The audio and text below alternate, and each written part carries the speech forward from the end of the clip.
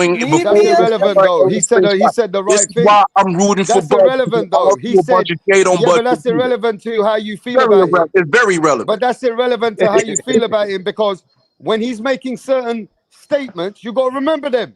Because when the fight is over, I'm going to remember them.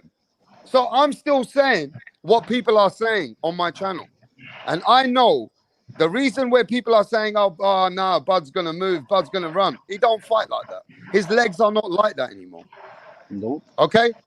He's going to now try to work from the pivot, work from counter punching, use his double jab. He's going to try and outbox Canelo. That's it. Yeah, the He's key going to word is outbox try. Canelo is his best chance. You don't pray. Yeah. So right now, I don't know. Do you think with Bud Crawford in the way that he is, and Canelo catching with a couple of shots, he's not going to let it go. He's a guy that likes to get his own back or try and win rounds. If he's eager to win the round, is that where he might get hurt? Yeah. Or Definitely could happen. Because of that dog, it could happen. Because Canelo can punch for real. So, and that's exactly what Punch said earlier. It's because of his dog is why he will probably get hurt. Yes. but the thing is, though, but I think Because he you might. said the I think same thing because, he said. but I think it's because he's fighting Canelo. That I think he will still be a little bit more aware and not throw caution to. Brim. Because the thing is, in those fights that he got caught, he was hurt. He had the guys hurt, and he was kind of over pressing the issue and got caught. And then he turned around and Brim. put the ass right after So that. let me I think ask. if he gets caught, he will Because still. that's his style. Okay, so let me ask Punch. Punch, why have you been making this statement? You've been always saying because of the fighter that he is and the dog that he's got in him. And I know that he's a fucking bad. Like you respect Bud, but you know that's going to be the detriment of how he fights. Because that's his style. His style was never to just truly just outbox you and like if Devin Haney, I'm gonna win by points and we just win a 12 round bout. He's there to hurt you. He takes his risk. That's his style. He's gonna be 38 years old. He's not gonna change. 38. It's Who not took gonna more? give you a Right. different So style. yeah, No. but It's don't you almost the think? same. It's almost But the don't same you think? way. Who got more tread on their Yeah, but let me tires? finish. Bud or Let me Canelo? Brim. get it on. All right. Don't you think Brim. though, Punch, that a fighter like Bud is not going to come in calmer? Not to think that he's not going to be the same fighter to fall for those kind of traps. I think I think Isn't if it he's a mindset thing? Nah, if he gets hit by Canelo, things could change, and he could do the same thing that Jamel Charlo did when he felt that power and he felt that he can't hurt Canelo at the same time. I just want to know, is Crawford gonna be able to handle Canelo's body pressure for 12 rounds? You mean for Or- 6 rounds? but that's what I mean. Like, how is Crawford gonna react to him getting hit Well, I'm to going to the tell you this, liver with Kerpo. the left hook by I'm going to Canelo? have an answer like this for you right now. When the fight goes on, I'm going to be live. And if it's the 8th round and I see Crawford winning 5-6 rounds to 2, and I don't see no punishment on Crawford or nothing that's landed to dictate the fight, then I'm going to start believing what Rick Glazier said that Crawford beats him. Simple. I say Hey, if hey, Crawford, hey, ref, that was cute, man. If Crawford shows a style that he never fought in, is not gonna be effective because he never fought in that style. So he's gonna have to stick to what he knows and how he knows how to win, right? That's who Bud Crawford is. So I feel he's going to go for the gusto as well. In the way that Bud Crawford goes for it, and still get laid out. And it's all right because the fights that we love in the history of boxing, like Hearns, went all out, but he got knocked out. Durant Mm. went all out and still got knocked out in the second round by Hearns. Hearns Punch, got knocked out by Hagler in the third round. he's So saying so, I could. Bud So makes the most adjustments in a fight out of most fighters. He's one of the best in-fight adjustment makers. yeah. So why are you still fighting the Exactly. way he Brim, does? Hey, Brim, thank Brim, you. but All Brim, right, we're all talking right, all about right, trading though, all but right, let's Brim. focus Let me on ask. Let me ask trading. you this question. Let me ask you a question. When Bud Crawford makes those adjustments, what does he do? What ends up when he makes those adjustments? What Bud Crawford ends up doing? Goes for the kill. Exactly. So if he makes the adjustment, it's not for Bud Crawford to stay away. He makes his adjustments to go for the kill. And Thus, 41 and 0. 41 and 0. All That's right, y'all what's proving my happened. point. Y'all proving my point. Why I think that Canelo Alvarez is gonna stop him. He doesn't He make don't any make his adjustments to go for the adjustments to kill. stay away. For He y'all to don't say make that his he makes adjustments just to go for the kill is bullshit. He don't make adjustments. so tell me when he makes. I just Adjustments asked you a question. How at he the makes fight, his but he doesn't adjustments? make in-fight adjustments for the kill. That's not only when he does not only make in-fight adjustments to go finish a fight. He makes in-fight adjustments in the fight. All right. So when he made his adjustments versus In the fight. when he made his adjustment versus Sean Porter, what was it for? To stop him. When he made his adjustment versus the Mean Machine, what was it for? He didn't Mm-hmm. make an adjustment versus Mean Machine. He didn't make an adjustment versus Mean Machine. What are you talking about? He didn't make any adjustments to Mean Machine. He didn't. He Hey, said he did. he Tell got me clipped when. by Mean Okay, all Machine, right? right, then Brim. So tell me when he makes his adjustment. You the one that brought it up. When he makes his adjustment, and I piggyback off it. So when he makes his adjustment, what Bud Crawford ends up doing? Does he turn it up, or does he turn it to like, you know what? I'm gonna stay away. I'm gonna pull the Keith Thurman versus Danielson Garcia and just move my legs and stay away and just box him. What does Bud Crawford do in your experience of watching Bud Crawford makes his adjustments? He positions himself to win the fight. How? How, Brim? Himself to win the fight. How, Brim? The stoppage comes, but he positions himself to win the fight. He makes an adjustment to win the fight. If a stoppage comes from it, it comes from it. But he made an adjustment to win the fight. All right, can anybody else answer that question? All right, How hey, yo, does he make? Canelo makes an adjustment to be lazy to win a fight. How about that? Or What? we're just talking in general. I think what Punch is trying to say is he starts to trade harder, right? Right, Brim? And what happens? He gets more dog loco. That's Exactly. not what you Everybody want to do that with Mr. Alvarez. why we acting like we don't know who Bud is. But that's only if he's going to win. He doesn't do it if there's any other thing. If he's going to win, that's when he makes in this adjustment. He gets there. You mean It's a needs to No, win. process. no, that You fight It's mean a with needs Sean to Porter win. was process. close. That fight with Sean Porter was close. He He fought was it. laughing the Okay, whole I damn want to time. ask He everybody: was is smiling Bud and coming in laughing. this fight southpaw or orthodox in the Great first two question. Both. That's rounds? a great question. Yo, Southpaw, Is Bud in coming this in fight, orthodox or southpaw? Let me see Southpaw. who's if got he the right starts off answer. orthodox, we already know there's a Southpaw. problem. Is he Southpaw South coming the in entire southpaw? fight. Southpaw. The entire fight. When If Bud he doesn't Crawford even takes if his he starts off orthodox, we know Crawford's he's thinking double. when Bud Crawford when Bud Crawford fights a challenging fight that he believes is highly challenging, he stays the southpaw. We'll see. We'll see. When he want to play around with people, he changed orthodox. Did Yo, he change if that? Did if he change orthodox? Did he change orthodox for Earl Spence? nah, but I mean Errol Did he Spence was change it with Sean that was a Porter? hey, that was a joke fight. That was a joke No, fight for see, no, Spence. don't say that was a joke fight. See, that's That that was a goofy, joke fight, yo, Brim. boy. You see, That that's was a that joke goofy talk fight. I'm talking about. There wasn't no Nah, damn because joke fight. Spence was Nah, damaged goods, man, man. I Let's don't just want to keep it hear them 100. excuses. Save that shit. Because after the first Hey round, Brim, nobody did Bud mention Spence? when the bell Did sounded at Bud the end of the mention first round, Spence? did anybody say Errol Spence was washed up after the end of the first round? No, I don't want to hear that dumb Hey shit. Brim, is Spence elite? Spence was. Yes.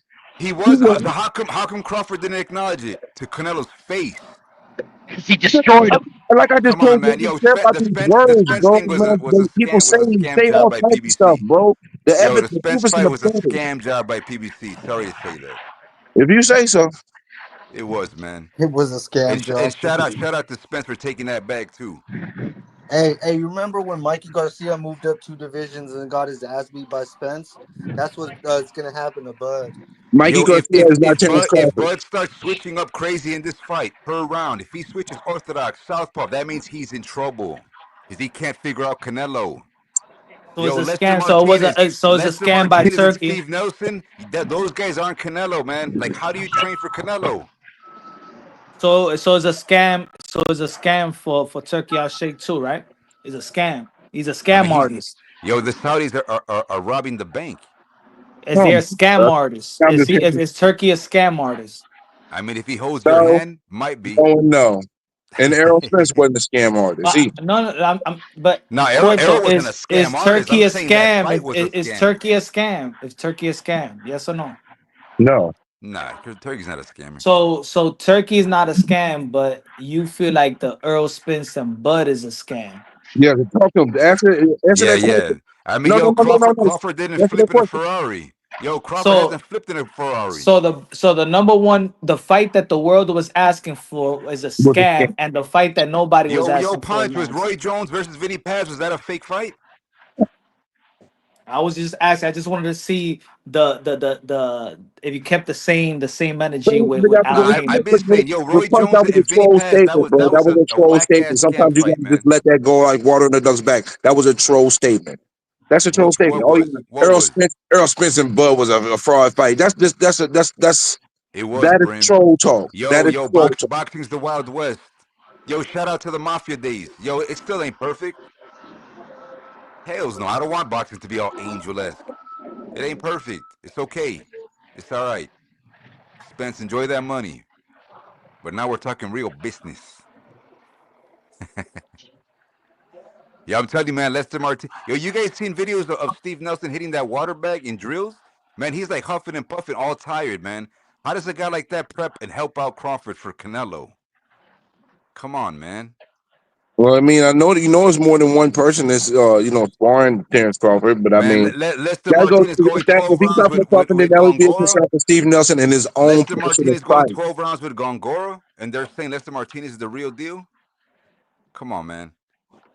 I Lester mean, Martinez don't got those and Billy reflexes. struggled against the one-armed Deverenchenko who's on the back end of the career. I mean, you can say the same thing. Not every fighter is going to be 100% on point every fight. Does it mean I'm throwing it Hey, over Brim, here? hey, Steve Nelson and Lester Martinez, their job is to prep up Crawford, right, for Canelo's heat, right? In theory, don't you think they've got to give it their best, right, to mimic Canelo? And we know for sure those guys aren't Canelo. Power-wise, reflexes, dipping, waist moving. I mean, it's a different level, man. It's different. It's definitely a different level. You ain't gonna sit there and say that they on the level of Canelo. I ain't gonna even sit here and pretend that they are. But at the end of the day, I mean, it's up to Terrence Crawford. I mean, the preparation is very, very important and sometimes leads to the victory. That's why, people are all in the uproar. Well, some people's in the uproar about the Boots and Canelo sparring, and I don't got no fucking issue with that. Boots don't owe Bud nothing. Bud don't owe Boots nothing. And I think, again, I'm not a big Bernie the Boxer guy. I think he says dumb shit from time to time, and that was the one time when he said dumb shit. Because at the Yeah. end of the day, Boots got What paid. did Bernie say? What did Bernie say again? You sold out. Like, shut the fuck up. I mean, bro. So he's saying that Boots sold out, really. Yeah, that's that. As a black man, I look at you sideways because there's been multiple black fighters that's getting prepared for a fight against someone that's Spanish that had someone Spanish in their corner helping them out of the fight. So don't give me that bullshit. I'm not trying to hear that on code that the fake black power talk. But there's real black power But in you doing know something that's gonna happen that fake anyway, bullshit. Brim. Brim, I ain't you know hearing it. this ain't about a Boots and Crawford thing, yeah. I'll give you an example. If Virgil Ortiz was gonna fight Boots, and your boy Brian Norman went and sparred with Virgil, they're gonna give him a hard time. And you might be right about that, You but the know thing what I is, mean? though, This but is I not took just the because of premise of them. it is based on bullshit, though, This bro. would be for any fighter that I reckon it'll be for. It's not just because it's Crawford and Canelo. I think. But the thing is, the reason why I say that is the reason why I don't even hear that because there are been a multitude of black Imagine that great before sparring too, fight though. that had someone that was Mexican or Spanish descent prepare for the fight. That's just the nature of the beast. It's called good work, getting ready for the fight. It benefits Canelo. It benefits Boots. Who the fuck is anybody to have an issue with it? If you do, you have to get over it. Build a bridge and walk over that Of motherfucker. course, people are going to have an issue with it. That's their problem. American people are going to say you went and helped the Mexican guy at this time on the last couple of weeks. You want to show your face and rub it in our face. So get over it. I didn't know Bud and Boots was Ace Boon Coons. I didn't know Boots old Bud something. The last time I Let me get checked, Bernie the boxer here. I bet you he'll be having smoke with you right now. if he had smoke with me, it's okay. I'm just gonna be honest. Did you expect Boots to say I'm gonna look out for Terrence Crawford? I'm not Bernie the gonna take boxer this said it's a money that sellout. Canelo's gonna give me to Bernie the help boxer him said he's a and sellout. help me. And I think that's bullshit. And I'd say it right here. I think it's bullshit. That's that fake cold shit. There's real cold shit, and there's real things of us as black people internally that we talk about in regards to code, aka code. This ain't one of them. This ain't fucking one of them. And I ain't trying to hear that shit. Yeah, I I mean, not I've all people are like, not all people have advocated for that same view, million though. dollar blocks in New York for Okay, black I and understand African that's a people personal is in view, Brim. prison. No, no, That's but your listen, personal hear me view. out. No, but hear me out. There's been real on cold shit to deal with. This is not it. This is nothing but good work and preparation for a big fight. Period. And if you want the information, pay him for it. See if Boost Team will pay for it. Take the money for it. If it's that real for you, Bernie.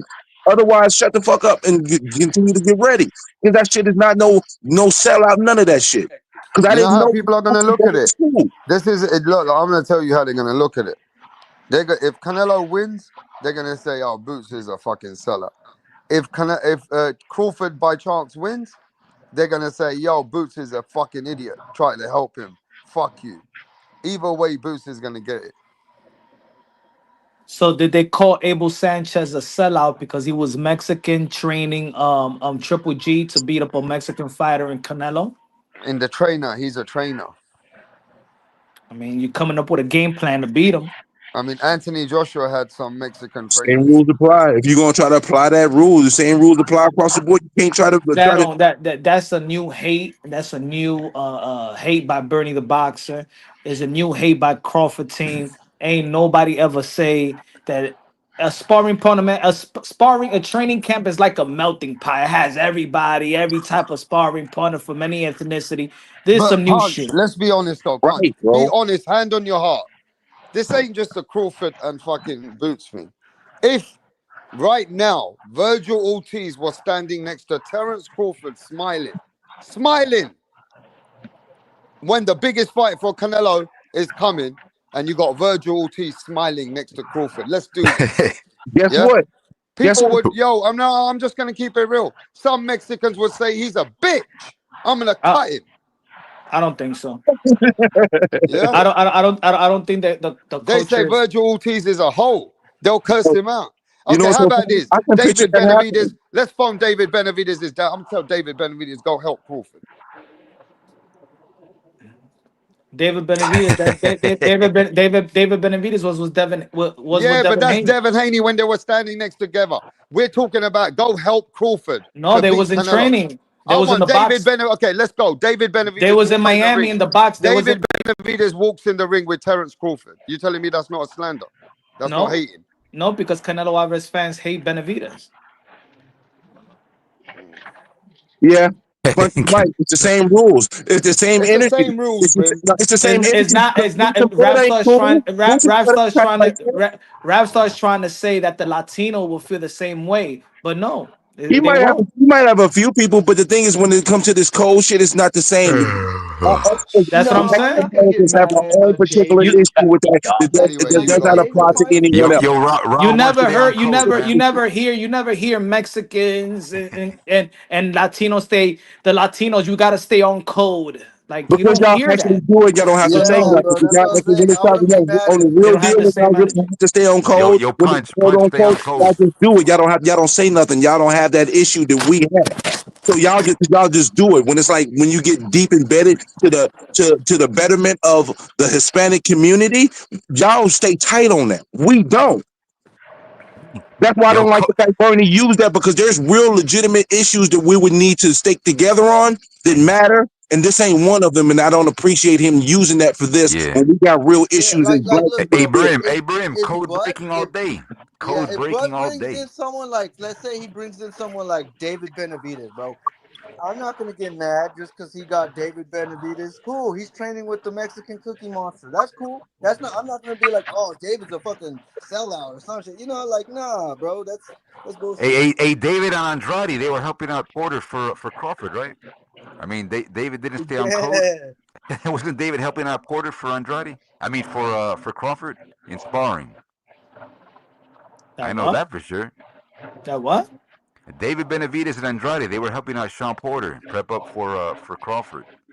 No, But there wasn't. I'm making the joke that David didn't stay on code, helping out Porter. This guy, yo. You know one thing though I don't like though? People telling us what code is supposed to mean. Like, you know, again, regards to this, if it's a black issue, what does Bernie mean by code? Tell us. all right, So historically, as a Black American, right, there are certain things that we need to stick together on because we've had certain situations where the entire establishment set things in place that would not benefit us. So being on code is looking out for each other as a people and holding that honor. This is not a situation where that applies. There's real shit that it where it applies to, and this ain't one of them. And I don't like when we use it for the wrong reasons that don't really matter, and it takes away the strength of when it really does matter. So explain to the Europeans, because this is an American thing. Being on code means for the black struggle in America, where being on people code. say stick together. So here's the deal: like the word But haven't woke. the Latino people? I look at the outside.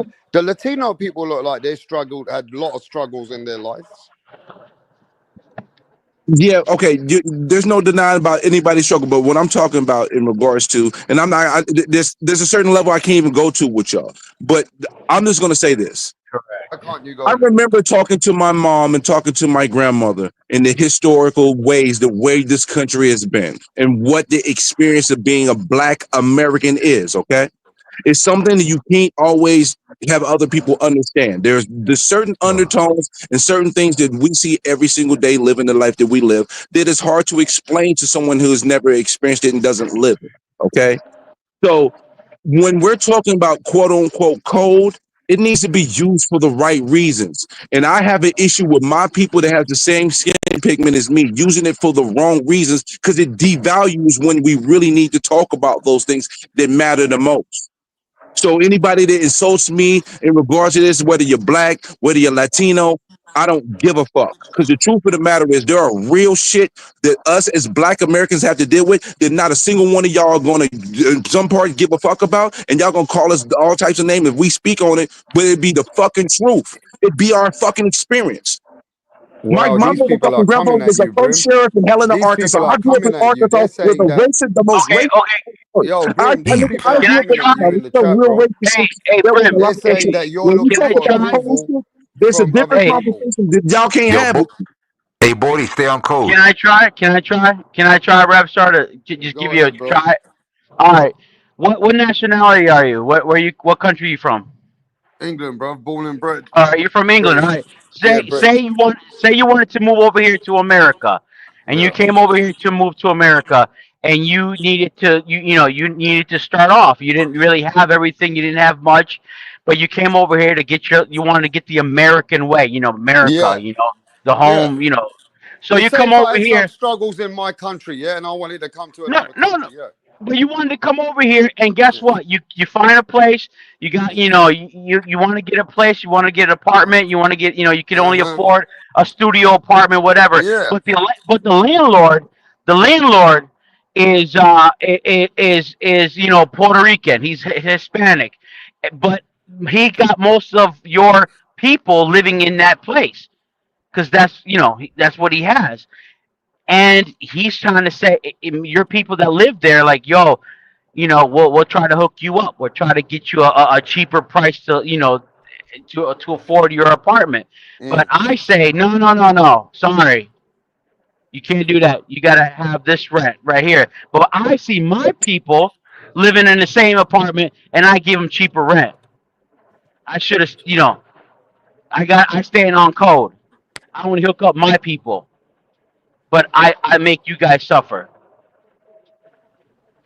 And that's When what you say basically. when you say you only hook up your own people, you mean that when other people come into your country. See, I don't know how the American dynamics is.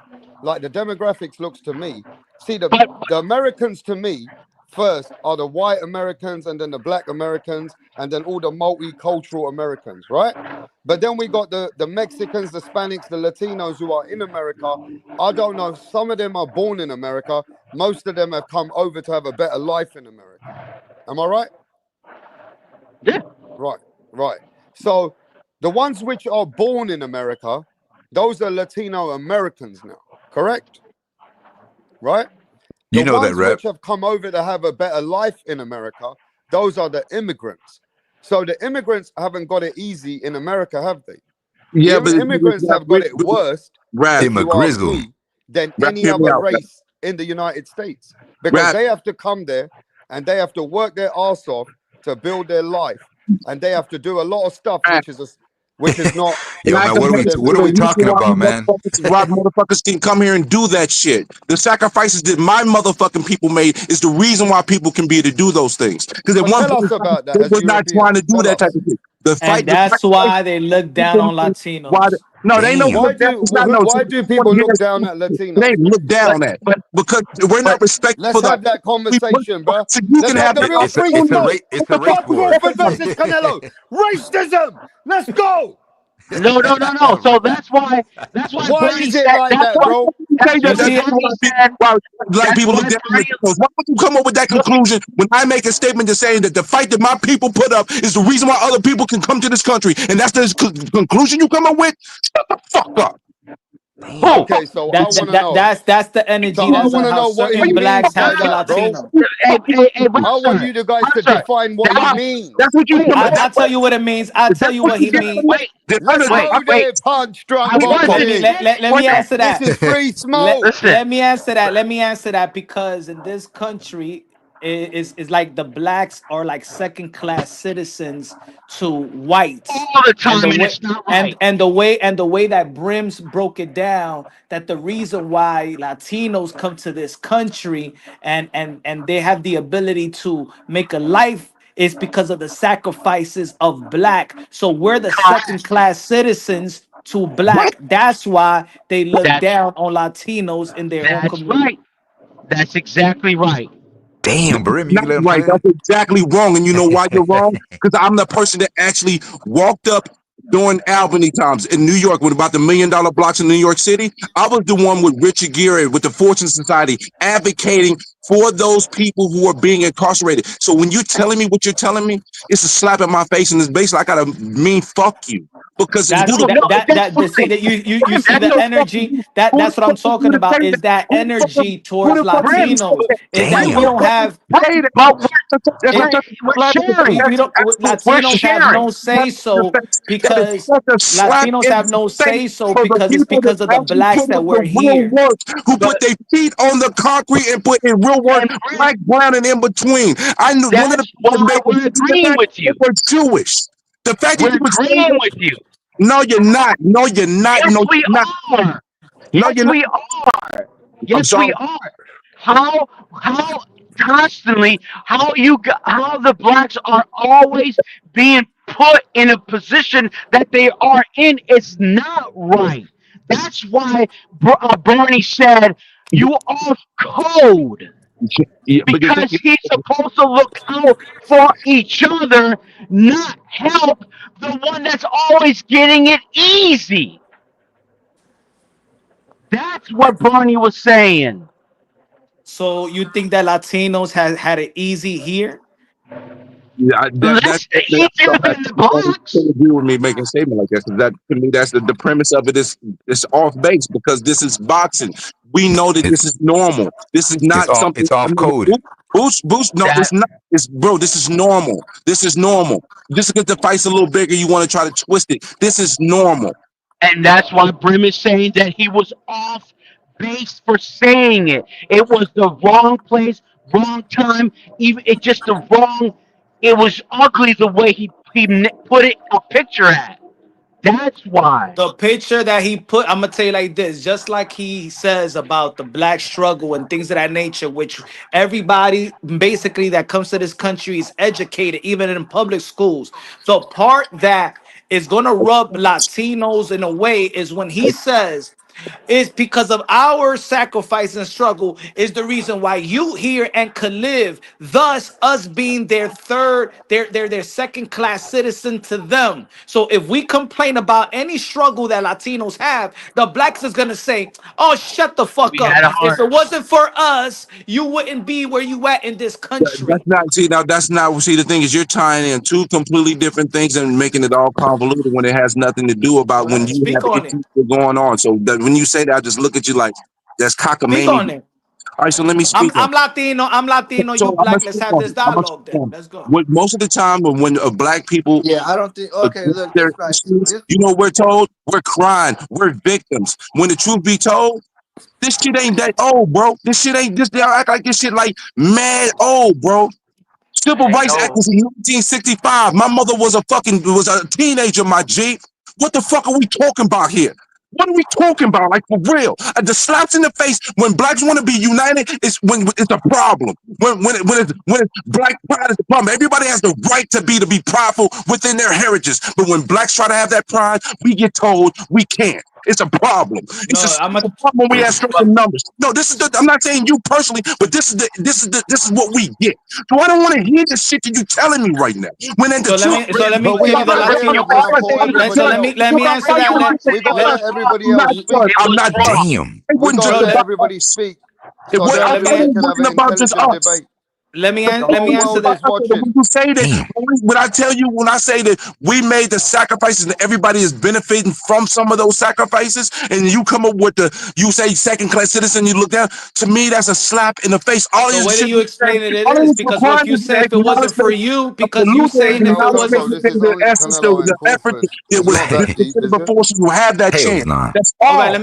let me reply to that. Let me Hey, reply but to does that. Wow, Canelo and Terence Boots? Crawford and Canelo is This wasn't way about. deeper than boxing, bro. Let This is let only This shit Canelo wasn't and about. Crawford, bro. let me reply to that. If you hear that But Prince, if you hear the sentiment of, oh, stop complaining and stuff like Mm, that, it's because there's certain people, let's say me, let's say Latinos, we come from third world countries. We mm. come from no shoes. We come from poor, and then we make it to this country and we see ourselves in the same level as black people. The thing is, Latinos that come from that type of background, or any ethnicity that come from those type of background, and still make something out of themselves and still go into the black community, set up shop, and actually put barbershops and create services.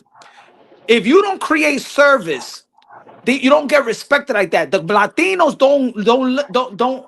they don't care about the excuses because they already made it to even come to this country in the first place and still make something out of themselves almost as equally as black people.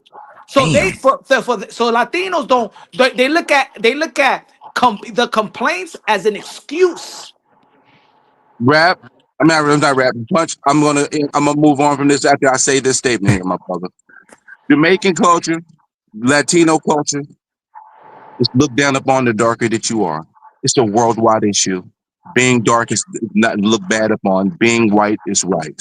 And that's it's been created, and now we live in it, and everybody bask it and try to front like it is not the case. Latino culture looks down upon the darker your skin complexion. Jamaicans, some Jamaican culture have people using whitening cream. This is what the essence of what the world that we exist in now. To act like it is not the case would be being disingenuous and a complete fool.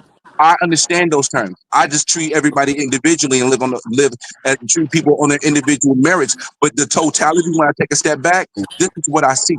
And if you telling me that don't, if you tell me that doesn't exist and that's not the case, then there's no reason to have further conversation.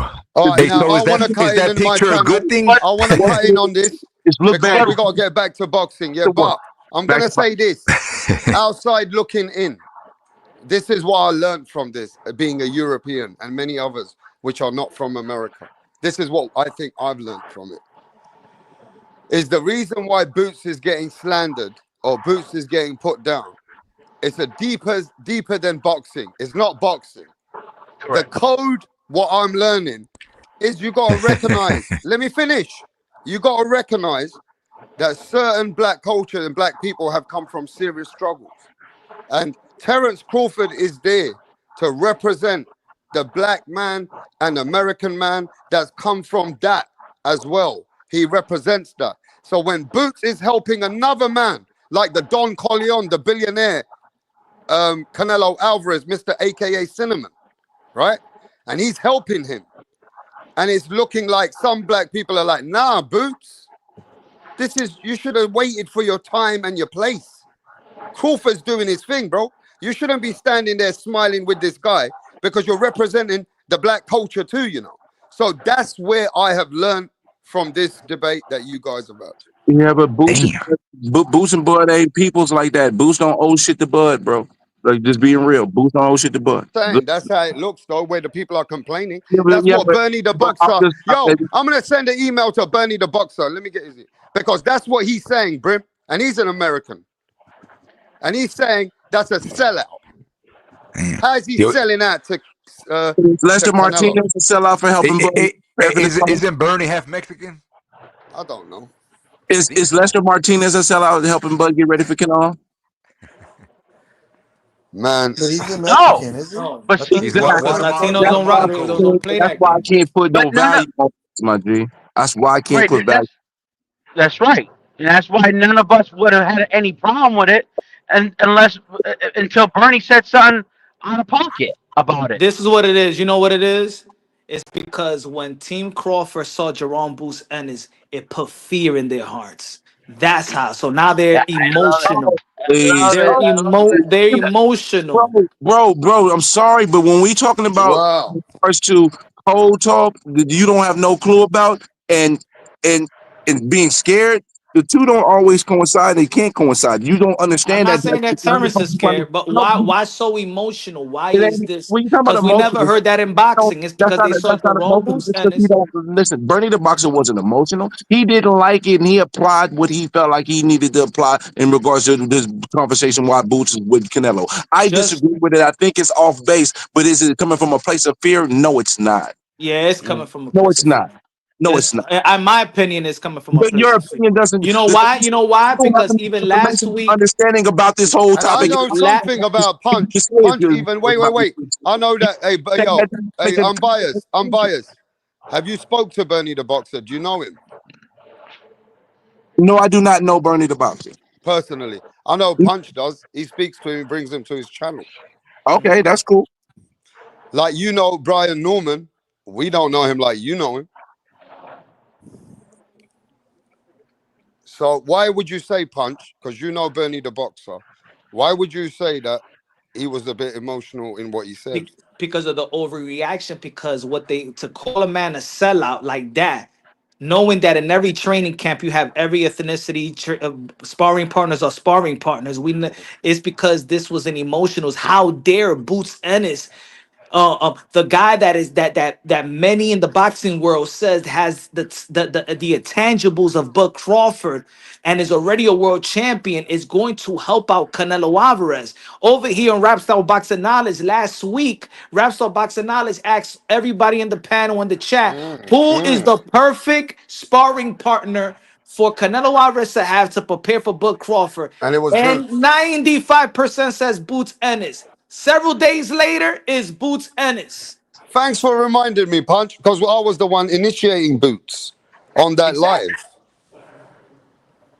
So And we're Boots looking was the at it like, sparring oh my partner. God, Canelo Alvarez and his team did what we all felt is the perfect sparring partner to prepare for Terrence Bud Crawford.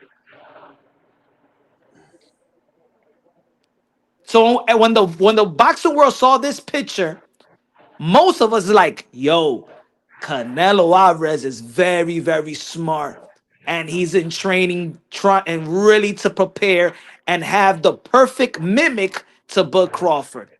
And if we know that, and Canelo team knows that, Bud Crawford teams know that as well. Easy money.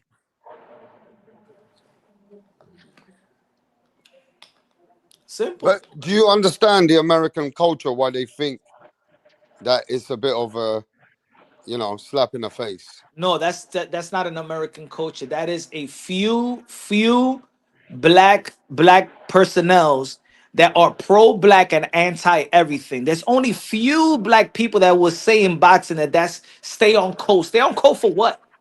On what? Just explain the whole thing to you, bro. They did. Yeah, but just like he did, even that's not a true definition of staying on code. Yo, that picture don't even need a context. That picture don't even need a context. I mean, Yo, how Rapstar, many Good times good Rick you said it footwork. himself. what's his name? What's his name? Ellis. Is it? Uh-huh. What's his first name? What the Ellis brothers? Rashidi? Rashidi Ellis. Rashidi Ellis used to be with Eddie Reynoso and Canelo Alvarez all the time. Both of the Ellis. Yeah, that's Both of the why he Ellis didn't brothers. survive, innit? They kicked him out. He wasn't that good. So what was nobody had no issues, bro? Nobody said nothing like that. Come on now, bro. Come on. So this fight is not bigger than boxing Americans versus the Latinos or the Mexicans. Nah, Yo, there's a lot of nationalism going on. So you're gonna get kind of like low key smear campaigns against the Mexican fighter that's about to dethrone the American great. And That's what what it about the is. other way around too? What do you mean the other way around? The Mexicans coming at the Americans. So think I mean, yo, about but this. Canelo's already been there though. Canelo's there, right? He's the undisputed cat at 168, so he's there. And all we're seeing is a cool picture here with Boots, which I think it's being So overrated or what fan base overhyped. do you think takes this more serious? Both. Both. Both, man. But I get what Punch is saying though. It kind of makes like no sense why Bernie the boxer. Well, look, check it out. If you go to Crawford's channel on his YouTube channel, to me, a lot of those uploads, like it doesn't even. They're like a lot of goofy stuff going on. Like that has nothing to do with boxing training. It's like playing with dogs or playing ping pong, just doing this weird stuff, man. So when they're doing that type of vibe, it's no surprise that a guy like Bernie the boxer would say something like that. And to me, it just seems a bit cheesy. Whereas in the Canelo camp world, they take things more seriously. So when it comes September 13th, we're going to see levels of professionalism, in my honest opinion. Tell you, man, I Canelo's a disagree. mean dude. Canelo's a mean dude. I disagree. It's what they want to That show Canelo's a you. mean dude. No, that's what they want to show you. What's better for the sport? Crawford winning and retiring, Canelo winning and carrying on. Crawford winning. It's Because I better for the told you, Crawford Rap, winning. sport. when Canelo has his Nah, hand for raised, it's not going to be anything different, man. He's not going to get credit. So let's move on. Let's get the Bivol rematch. That's why Round one. it's disrespectful to Canelo. yeah, what happened? What's more better for the sport? I think, of course, if Crawford's gonna retire, that isn't better for the sport. Canelo still got a whole country that's gonna buy tickets and shit like that. So that's a no-brainer. It's Canelo, bro, because he still has three other fights to do. He still got a deal. You know what is Bud gonna do? He's gonna retire, bro. We're not gonna see him. He's gonna be like Jamel Charlo, somewhere in a different island drinking or something. Well, not drinking. He don't drink, but chilling and shit, vibing. Shit like that. Trout lost though. Yeah, that's right. Bud's gonna lose. I mean, look at what they say. They say if anybody can do it, right? You guys heard that. If anybody can do it, it's Crawford. If anybody can, well, what about Bivol? What about Bivol? We don't know. It's. The I'm thing telling you, man, about it's a this, though, disrespect to Canelo. If anybody can do it, this if the thing anybody about can that. pull it off. A lot of people didn't know Bivol, bro. A lot of people were calling him a Euro bum and all this and that. So they didn't know fucking Bivol. This is a guy I was thinking like Canelo should avoid too, because him and Beterbiev are like one of those two dudes I was looking at like, yeah, he should have fight them. He fought Kovalev. He should not fight these guys. Like Kovalev's old. Like that was a good win. But then like you see Bivol, bro. He got skills. He got that. The way he beat Canelo, bro. The way he beat Canelo, bro. It's like we haven't seen Canelo get beaten like that, bro. Fucking Bud don't have the strength to do that. He's not a big guy. Yeah, he's his size. Yeah, he's filling the muscle up. Yeah, but it doesn't matter, bro. He's not gonna have that same Yeah, power. your Like fans are Bivol, funny, man. Bivol, and Bivol not a strong puncher, bro. Bivol Yeah, not but a strong. they say if anybody can do it, it's Crawford, and they And say that's he the needs to thing, do dude. The Anybody can Bivol do it, bro. strategy. That's They're already a just contradiction. they're just trying to hype up the fight, because if anybody can do it, Yeah, they're just like trying to yeah, sell the bro. fight. If anybody can do it, it's someone at 175, bro. Not someone at 147 or 154. Like Well, that's the somebody that. already did do it. Yeah, at 175, exactly. And this is the thing. That's what I'm saying, bro. When Bivol fought Canelo, he was pushing that dude back, bro. He was making Canelo uncomfortable. I don't see Bud doing that, bro. He just doesn't have that factor to push Okay, Canelo. round one. Mirage is saying that you're a Canelo knob rider and you're gonna get finished soon. Oh man, Mirage is the same guy that said David Benavidez would beat up Roy Jones or something. Like, dude, come on, Mirage, we stop playing with that. Roy Jones, but bro, he said David Benavidez would knock out Montel Griffin, bro. Like, man, bro, Griffin would probably knock out David. Like, I don't know, bro. Like that Mirage he's something else. He goes to the Mirage. small bus. He rides to school in the small bus. Damn. But Damn, yeah, man. bro, that's what I'm saying, bro. Like these Bud fans are like even Timothy Bradley, bro. The shit he was saying, bro. Like, you know, oh, this and that. Oh, he like yeah, like I feel like when people were saying Canelo, like there were like these Bud fans were saying, oh, Canelo's fans are scared. Like, nah, bro. Like you Bud fans are even scared because his sparring partner is putting you guys in your boots shaking and shit like a fucking pussycat that was in a fucking pool and shit, bro. Like for real, bro. Like people are like really hammering it down, bro. Like Bud got a chance, bro. Yo, He don't got a hey, chance, bro. hey, round one. You know what it could be also because Breadman Edwards did a video about earlier in this week, and he said Who? what you got to do is rent out another cat so that way he don't go to the camp, right? So it might Oh be yeah. possible that Crawford's crew they might have sent like an offer to Boots earlier and saying, "Yo, would you accept this offer to not fight? To not give Canelo that work?" And Boots' team be like, "Nah, we're good, right?" And then months later, Canelo sends an offer, and he's like, "Damn, he wasn't expecting that amount." And then that's why Bernie's like leaking out, like, "Okay, you did it for the bag too." That's what he means by sellout. It's more about the money, more so than Yeah, this but code it's a code theory. I mean, he shouldn't even call him a sellout. Like, look what Bud did. He sold that to Turkey, bro. You know, Yeah, I he's mean, it could selling be his basic to gold, just bro. money. It could be basic Like to just money, but not so this, much culture yeah, code. bro. If that's what it's being Yeah, I mean, implied. yeah, that's true. That's true. I mean, that's the thing too. We were talking about earlier about this whole shit, and it's like you talking about the code and shit. Like, like come on, man. Most of these people here are boxers. They're in it for the money. Code, that shit goes out the window. Most of the shit they just, you're gonna do yourself. That code ain't gonna work. That code ain't paying the bills and shit.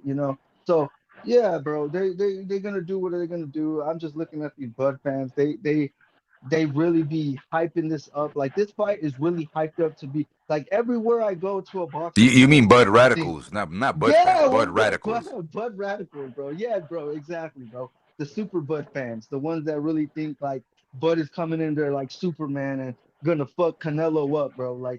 Yeah, bro. We need to stop this, bro. We need to stop this shit, bro. Cause like this is the same hype I was giving Charlo, bro. And when my brother was telling me the fight, how it played out, is gonna play out, and it played out the same way he said it, bro. He's telling me the same thing about this Bud fight. Like Hey, round it's one, probably gonna you be seen that film Carlitos Way? which one? Carlitos Way. No, I So heard of you got it to check though. it out. So you know what it is? It's Charlitos Way. This Charlitos guy Way. Charlitos way. Damn, bro. Telling you, man. And Damn, it's bro. not This way with WAY. It's GUEY. God, this guy. Charlitos Way. Yo, D Calico, what's going on, bro? What it do? Oh snap! Hey, listen, you lazy All fucks. right, There's now it's real. 90 people over here. Smash the like button. Come on, stop being lazy, bro. Damn. Come on, bro. Catechism. Biggest fight in the world. Is it Yes, the sir. biggest fraud in the world or the biggest fight in the world? What is Hey, it, D Calico? it is materializing into the biggest fight in the world. Let's go. Everybody thought it was, but now we know it is. Even I know it. And I've been sick of even talking about the fight until now because we finally getting closer. You know what I mean? And boy, oh boy, it's getting exciting. Don't you see how people hated Boots like 3 days before, and then all of a sudden he got in there with Canelo and he was giving his flowers for being great, obviously, because he's a component that Canelo needs in a camp to defeat. You know what I mean? A pound for pound fighter. Like, come on, man. Boots deserve a lot more credit than we ever given him. And Yeah, it's about the show. I think Boots just got, basically a crown placed on him, man. You know what I'm saying? By Yeah, bro. even, Hey, like I was saying, bro. he just got Canelo. knighted. Yeah, like I think if the perform I think it hurts boxing in different ways that I don't think people will see it right now. But we're going to depend on matchups that doesn't make sense to gouge the fans and thinking that this is the best fight and this is the fight. yeah, like the fight of the generation. Like, come on, man. Exactly. We Please stop if We saying didn't that. we didn't because ask for it. We did not. because But because Yeah, that but like will it but be that's what I'm great? saying. If it's big, if this is the biggest fight, then fights that we're going to ask for after this will be fights Minute. They'll be minute in like comparison. let's say let's give Tank and Benavidez or Oh Tank yeah, some and retarded shit. I see. I feel you. Yeah. Yeah. exactly Yeah. like the best why the best fight, the traditionally realistic big fights, main fight, why it can't be the biggest fight in boxing? Mm-hmm. On the Because real. these are the these are the blueprints that's going to keep going.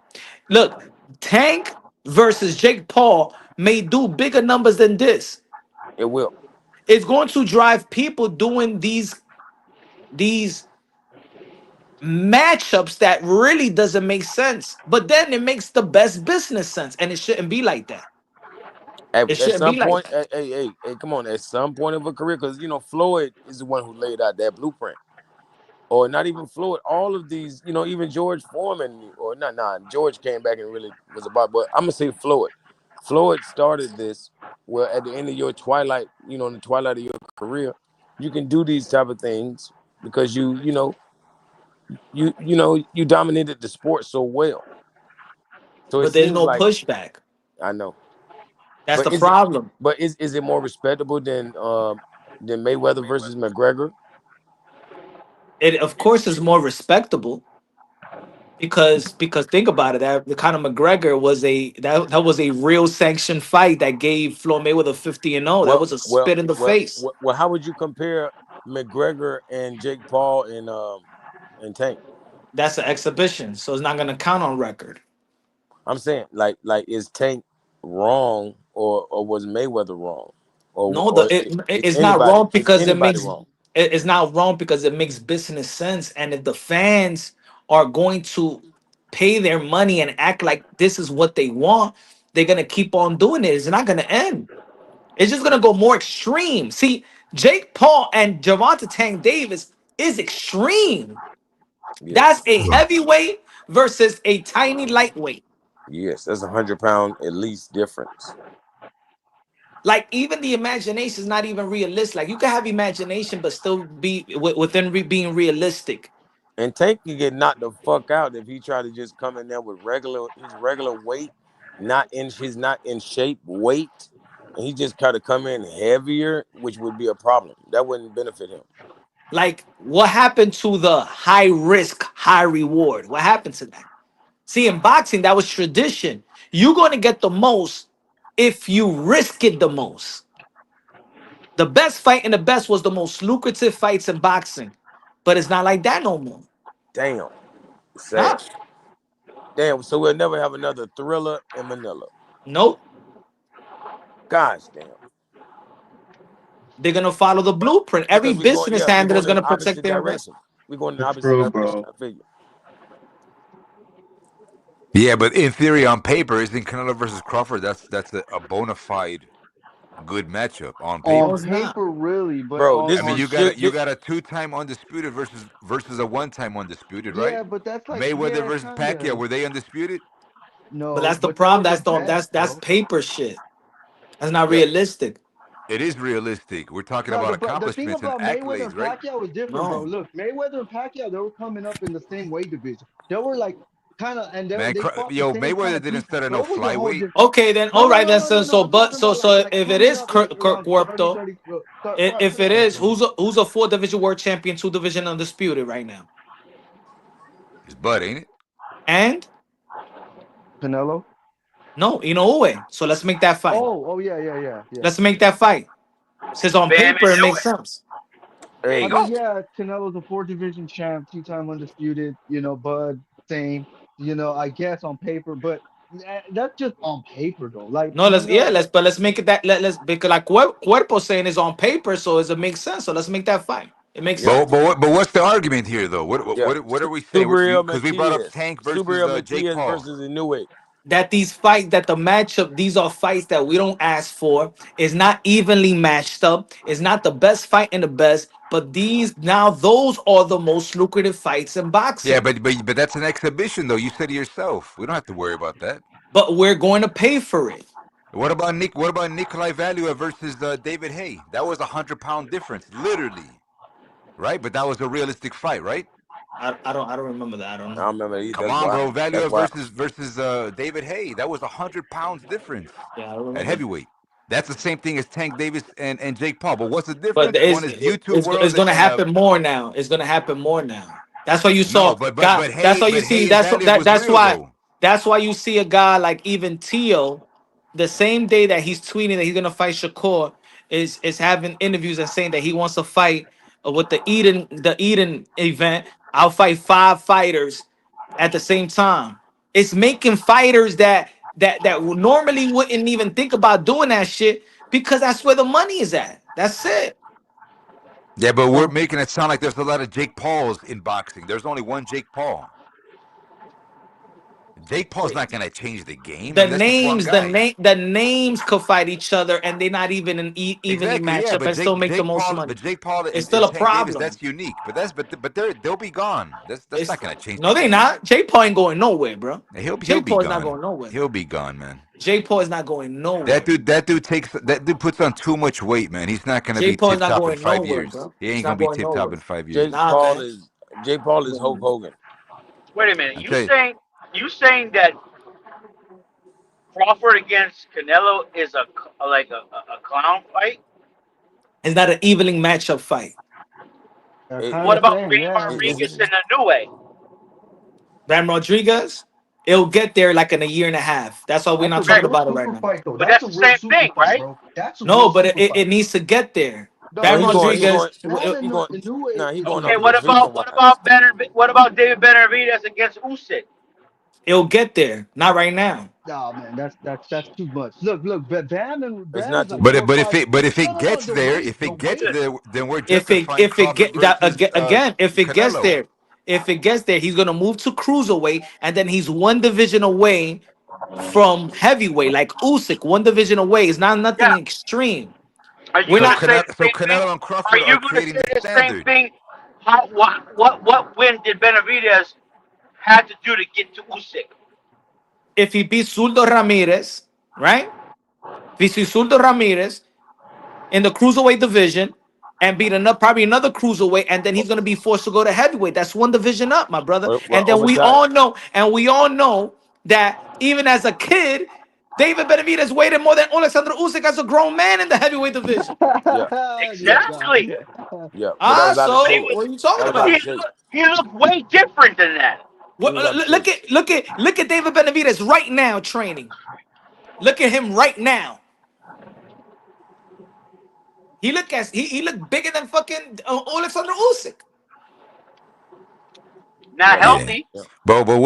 What's the argument? What are we talking about though? Like, what's the argument We're here? talking No, that no, no. We these talking about hybrid jumping 20 fights, these pounds. unevenly matched up fight is gonna further water down the sport. These fighters gonna be like, fuck this 50-50. Fuck daring to be great. For what? It is to dare to be great doesn't make business sense no more. Yeah, but nobody That's downplays Sugar Ray versus Daniel Lalonde. What industry pro downplays that? Nobody downplays that in boxing history. Or even Duran, right? Going up to fight right Barkley now or it's gonna whatever. if it's back then it's one fight here and there, it is going to be like that now throughout long. Look at the But I big think fights. we The went most from lucrative Jake fight Paul to we got Tank for this Davis. year, the most lucrative fight that we got this year in the UK, it was fucking Conor Ben and Eubank Jr. That's Yep. a Yeah, and they're having a 47 But pound. rematch. Mike Tyson and Jake They're Paul. having a rematch, bro. Come on, That's not damn. a championship fight. That was a welterweight going to 160. That was a 168 going down to middleweight. And he Yeah, almost beat that's his true. butt too. But that's exactly, but that wasn't even the best fight in the best. Then we moving on to this lucrative fight. It's not the best fight in the best. Now we going to Tank and Jake Paul. Nah, man, Is but we that can't Oh compare no, Jake look, Paul look, and look, Tank bro. Davis to the real Look, world bro, of look, bro. boxing, This man. this That's is like what I say. we're This is doing a what I say, disservice Al. to our Al, sport. Cuerpo. Look, this is what I say. He's right, bro. Like, look at these mix and matching fucking type of fights, bro. That shit's gonna be in the norm, bro. Next year we might have some other shit like that, bro. Like, and it's true, bro. That's where boxing and look Hey, like they're headed because they get hey, money like that. hey, Punch. yeah. My boy Boots is the real winner out of all this situation.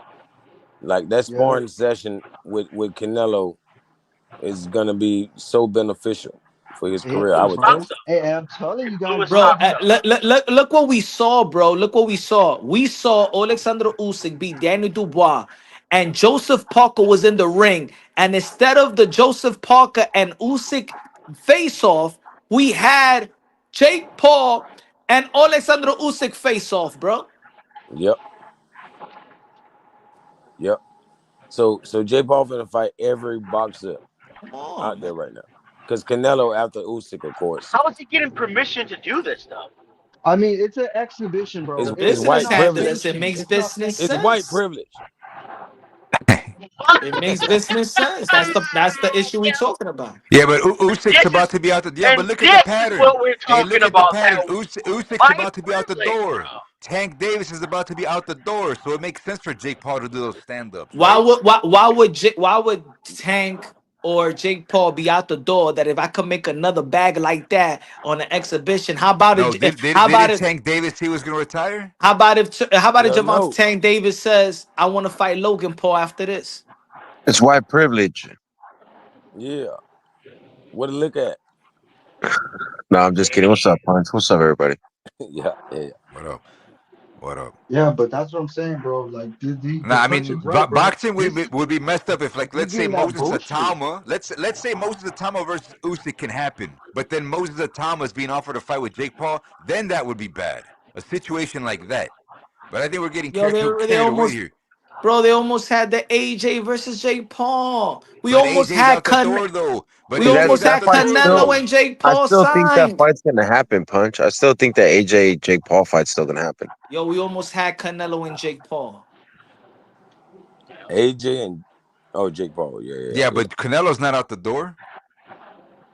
That was That fake. fight could still happen too, That bro. was fake. Yeah, maybe Hey, down the line.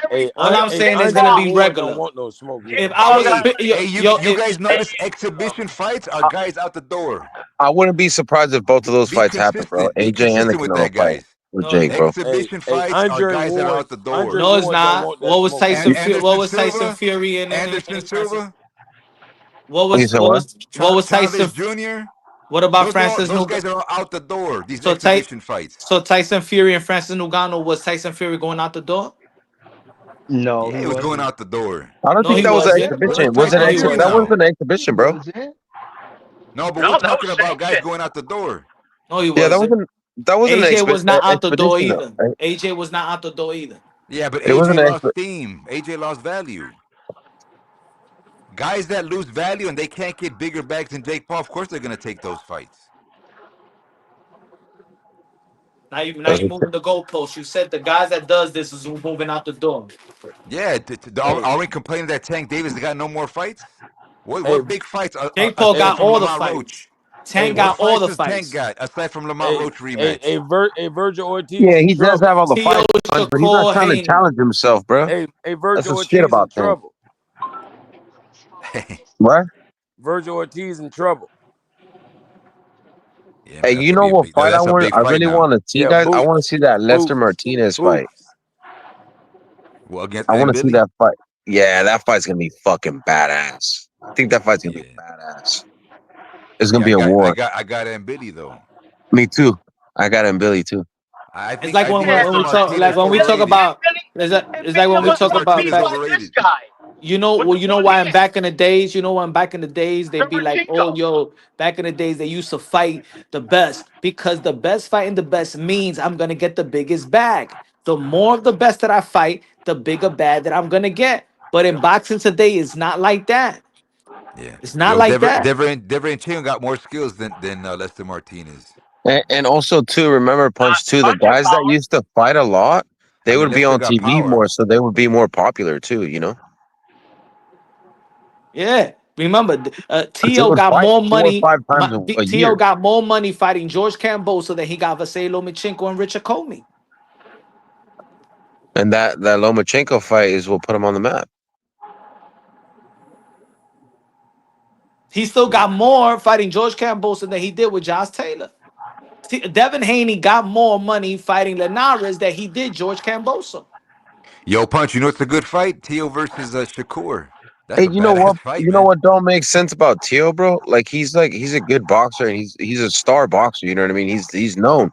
But what doesn't make sense to me is that why doesn't he have hella crazy fans like that, bro? Yo, man, He Tio's has no about to fan fight base. Shakur. Like He why don't have doesn't a he That's a have fan big like base. fight. I mean he has fans, but he doesn't have No, like he don't have a rabid. fan base.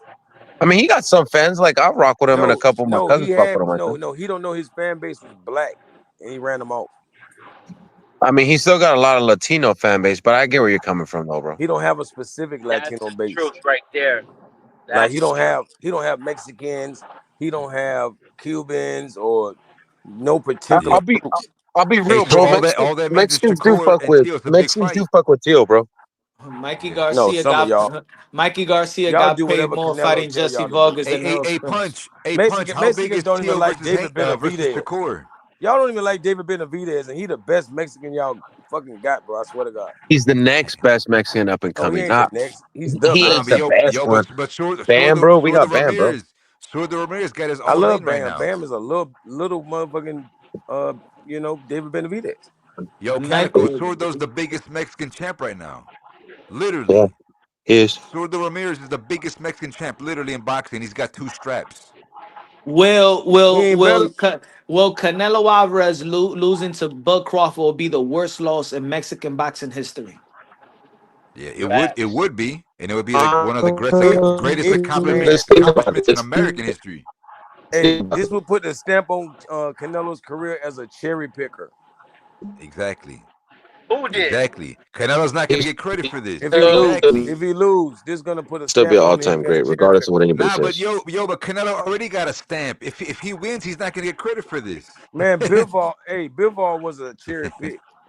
I mean, Bivol don't even get credit for his win over Canelo. Man, nobody Bro, that expected shit made Bivol to win. Bivol, bro. That's why people know Bivol because of that. Yeah. That's the only reason. He was just fucking nobody. Yeah, his pay-per-view versus Canelo only did like 400K. 400K. He only That's won little, bro. because he was the What bigger man. is Canelo's signature win in '68? There's a bunch. What? There's a few actually. Every fight was good enough. There's a Except for few score. actually. Except for score. I actually went back and seen that Skull fight, bro. Skull was doing a lot. If there was chances where he could have fought, bro, he ran, dude. He did it because he wanted to. For real, bro. That dude was wild. I literally watched that fight. I was like, what the fuck am I watching? I couldn't believe how Dude, Yo, big he Canelo was. was pissed at Bro. that fight, yo. bro, every That time dude. Canelo would unload, he would throw like a little baby jab, Skull, and he'll run off. Hey, the only thing I don't like And he shake his head like, nah, you if didn't hear Tyson me. Fury do it, y'all love it. That's the only thing I don't like. If somebody Or like what? Tyson Fury do it, y'all praise him. He's a What you boxer. talking- Oh, he's Twinkle Toe. He's the biggest motherfucker in Yeah. boxing. He's running.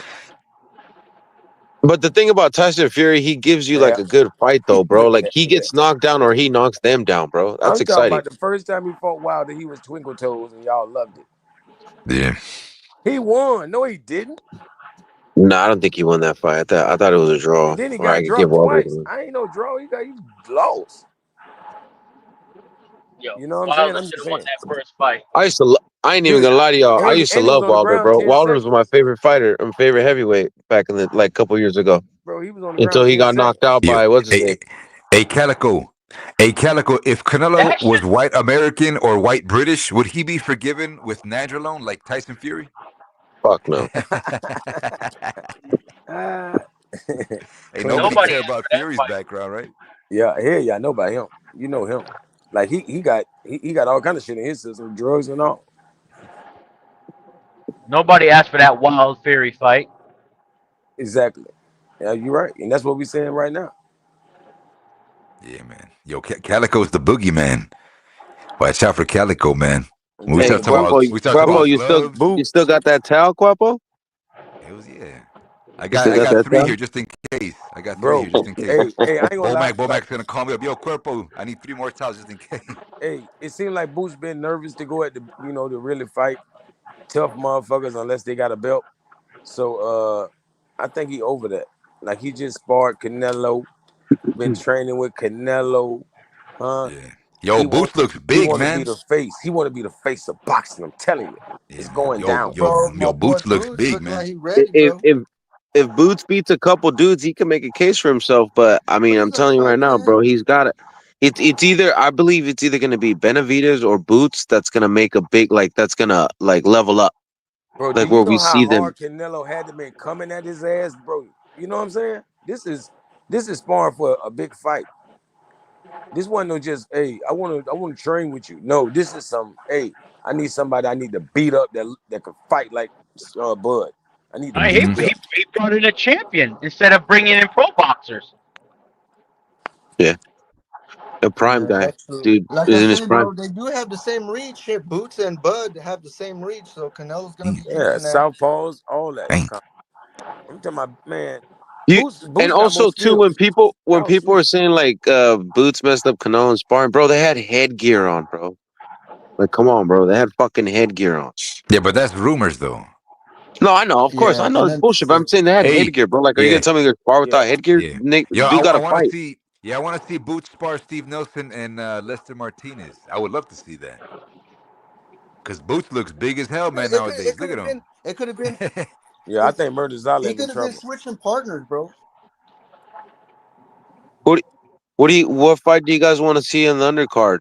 Yeah, None. the Billy and Martinez for sure. Yeah, that's the one I want to see the most. That one's gonna be a fucking bar burner, bro. I hope And so. what's cool But too that is hey, look, I bro, just look, got hit up. Canelo's sparring partner got these dudes shaking. I just got hit up by my cousin telling me we're about to have a big ass party in Mexico on the 13th, bro. I can't fucking wait, bro. Damn. A big ass party out there. This is gonna be dope. I live right here in San Diego, so I crossed the border like quick like that. So I know that Dalton Smith is going to destroy that for Vargas kid. you think so? Oh, that Hey, call him You Smith, think bro. so? I Hey, don't know, I bro. can't wait to that fight, bro. That's a sleeper. Everybody's sleeping on that. Hey, Callum everybody's versus yo, sleeping on Vargas. Vargas, bro. I think he's pretty good, Yeah, bro. I think Vargas, he's bro. decent. That's gonna be a good fight, bro. I can't. This is for me. I don't know, bro, because these guys they're both young. They're coming up, so this is gonna be a good Hey, is fight Wash just to show British? where their skill sets are at. So I'm going for Vargas Dalton on Smith. this Yeah, one. I think he is Oh, England. Goldsmith is British. He's British. Oh, okay, that's bro. We always beat him up. Yeah, yeah. No, I think This one's that different dude though. This who guy's different. that Smith guy. I think All right, we'll see. he's Irish, bro. That Callum Walsh dude. We always beat up rap, bro. Oh, Mexicans Kellen always beat Walsh. up rap, bro. Yes. Call him. That's his name. Walsh. He's different. Yeah, He yeah, is he's different. Irish, bro. That's the dude. That's Dana White's dude, bro. That's Dana White's dude. That's the dude that be like Dana White be pushing. He used to be on Fight Night passes, doing his boxing shit like that. So yeah, I know that dude Callum, bro. Oh, So I'm hyped for Did you that guys one. hear about Dana Fucking White said he's Vargas. gonna pull out his roster for TKO? Oh yeah, bro. I've seen it, bro. You I guys hear think. about Wait, that what do you shit? mean the Ross? Hold on. Yeah, Nah, How his I what? just heard him he's gonna talk be about dropping a defeating. roster for the TKO in a bit. For his little fucking promotion bullshit, he's gonna drop a roster of his Yeah, fighters that he has. promotion, I guess bro. they've been signing fighters. I would I would think they would sign some of those fighters from the WBC press prelim, the WC tourney and shit, because they're young and shit. And the tourney is like you have to be 18 through 26 only, have to have 15 fights or some shit like that. So there's a lot of young people out there talent they could be fucking signing right now. Those are probably the guys that they signed. Yeah, that's what I'm thinking. I'm thinking like Callum Walsh is probably another guy that's gonna be signed to Dana White's TKO shit. He's been working with that dude for a minute, so yeah. But I got Vargas on that fight, bro. That's gonna be a good fight. Me too. I got Vargas too, bro. Fuck that. Hey, is the other guy? Does he have any pedigree or what? I never heard of that other guy. That's what Smith. Oh yeah, Callum Walsh. I mean, he's fought in a couple guys. It's not any names that's like he's just another guy coming up. So it's kind of like Vargas. They kind of have the similarity. They're just coming up. doing their thing. Now it's like it's cool because they're youngsters in the division, undefeated, and we're gonna see where who's the better man that night, man. But you know what though? But what Punch was saying though before I hopped on was facts though. Like that's the reason why I hopped on because I wanted to touch on that, but everybody stopped talking about it. What's Oh that? no, about the what the Jake Paul shit, the whole boxing shit. No, about like how they're like talking shit about boots and like being on code and all Oh that yeah, shit. yeah, yeah, yeah. There's That's a lot that's of why I people hopped talking on because shit Punch about was like boots. touched some points. I was like, wait, I want to get on too, but Yeah, yeah, I bro. guess I Like hopped that's on what too I'm late. saying, bro. Everybody's hating on Boots, bro. It's crazy because like I'm hearing like from Bud fans, Canelo fans are scared. Now it's like, man, these Bud fans are sounding scared because it's like he's working with Yep. someone like Boots, and then that whole shit he was talking about, like, fucking I forgot what's his name, but the dude from Crawford's camp and shit, talking about like, oh, that's kind of like disrespectful or like the code and shit, as a black man you shouldn't be helping another guy, a Mexican or something, just the bullshit, bro. Just that bullshit we were into not too long ago. So what do you think? I don't Not think it's nothing wrong, bro. That's Boots, bro. Boots, look, bro. He's in a division that's swimming with like fucking youngsters too, bro. Virgil, Fedora, Zayas, bro. Like, he's gonna have to want to get in his things too with Canelo. It's not like we are bitching about Canelo working with him and not Virgil or some shit. Like we ain't bitching about that. We ain't complaining. We ain't fucking throwing Canelo out in the shade like there is some shit. You know what I'm saying, bro? We ain't doing that shit. But that's what a lot of people are out there just hating on Boots, especially it's like mostly the black community or like the black boxing fans that Shit, kind of like I bet you De La Hoya mad too, and they just on black and they got fake accounts with black faces on it. fucking oh god, Coke La Hoya, Coke La Hoya. No. Yeah, Oklahoma. but the guy that that jumped in to share about his thoughts on that, I wanted to hear what he wanted to say as well. Yeah, bro. Oh, What do you okay, think about that shit? yeah. Oh, look, I'm gonna be real with you, bro. Like the thing is that it goes both ways. You know what I'm saying? Like meaning we really can't say too much on it. Like we could say our opinions, but it's not really fact because we're not like African American. You know what I'm Yes. saying? So like if they have their thing like be on code, like to us it might seem like it's BS. You know what I'm saying? Like what the fuck? Like what's be on code? But like for them, it's not. So It's like deep. But yeah, it's deep. this is what I'm saying about that is that being on code and saying you a sellout or calling you a Uncle Tom or calling you a Sambo, it was all reference to blacks that felt other blacks was giving whites the benefit of the doubt or working with whites or stuff like that. But to call them a sellout because he's who you working with a Latino, that's the part that I'm like, hold up. I mean, we come from the same Struggle. circumstances in terms of struggling, poverty. We in the same community, we share camaraderie. Why working with me, you will call another black a sellout? That don't work with us. Black and Oh yeah, brown. that Exactly. makes It sense. never Right. was a thing. So all But of a sudden now in 2026, if a black works with a Latino, is a sellout? Yeah, it makes sense.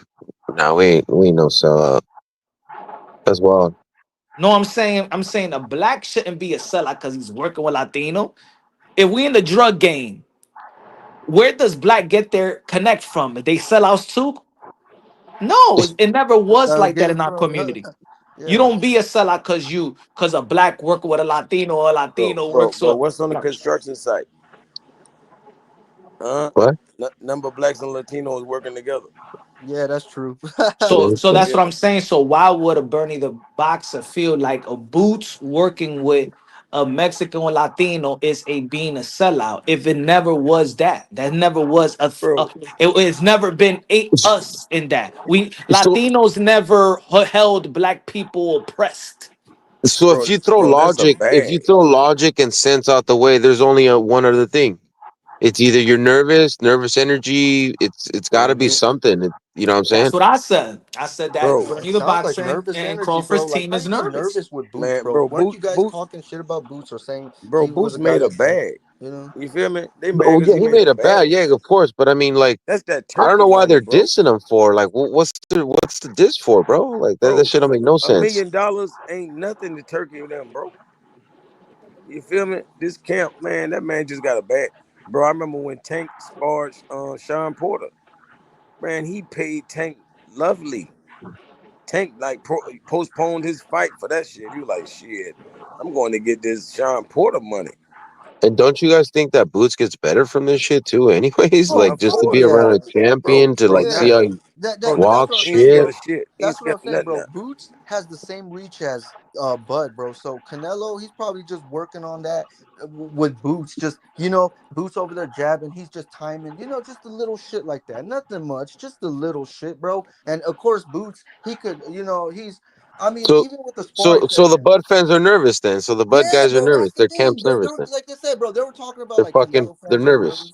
are nervous That and makes shit. sense. Yo, Now that I think Boots. Bernie speaks for himself, man. I don't think Bernie represents the Bud crew. Because to Well, Well, me, he's I the heard Bernie's loudest about I to one. heard do he's his like He's little the He thing. loudest one. represents big I time, heard bro. he's That like was their big strength time and talk. conditioning coach or some He's shit the like that, or loudest one. there's Oh, something bro, I like can that. I name it think in he's the I mean, book, clowning, man. man. I Bro, how think I you he's mean, gonna have clowning. somebody that skinny? Somebody Bernie that skinny, dislikes. strength Sorry. and conditioning. His skinny When as a Ryan bro. Garcia, when Ryan Garcia was jogging with Flo Mayweather, they wasn't saying Flo Mayweather's a sellout to Devin Haney. Well, I think, like you Nah, said, you Bernie they speaks weren't. for himself because Bernie does this. Bernie dislikes Haney, but Yep. Crawford likes him. So he What? does. He does kind of speak for himself. No, he I speak for mean, that's Bud the thing. too. That He just speaks sounds But for like Bud, Bud bro. just He don't nervous speaks say for it. Nah, he Bud. don't speak for Bio. Yes, he I do. think he's Bud just don't I think say he it. speaks for Bud, bro, because he be with Bud and all them and Yeah, shit, and he he don't be say it fucking personally. doing He interviews and say shit. that shit. He's saying it because Bud said it. That's the type of I nigga didn't. he. Come on, man. So Bud's nervous. I but don't think people Bud are is nervous, nervous. I bro. think I his don't think team Bud is is Their nervous. nervous. fans, the Super Bud fans are nervous, bro. I Everybody. think That's it. But I I will think go I ahead. think his team is nervous because in all reality, if Bud knew without Turkey's money that this wasn't a realistic fight, and his coach knows that, his team knows around that, they don't give a fuck about Bud's health. They're happy that he's getting the bag, but they don't give a fuck about his health. But when Because they see that what Canelo do they get, Alvarez is Punch? It's like actually taking it 10%, right? seriously, What they get, like 10% or some shit like that, or I what mean, the they all coaches gonna get? get a cut. They all get paid. Yeah. So 50 million out of what, like 10 or 5%? Damn, dog, that's bread. Fuck. See, They don't care Bread, about his bread. health. They care that Bud Crawford is in a stage like this and he's getting the bag. But so when I say fear, they know boxing. Bernie the boxer knows boxing. He's a little historian. He's not stupid.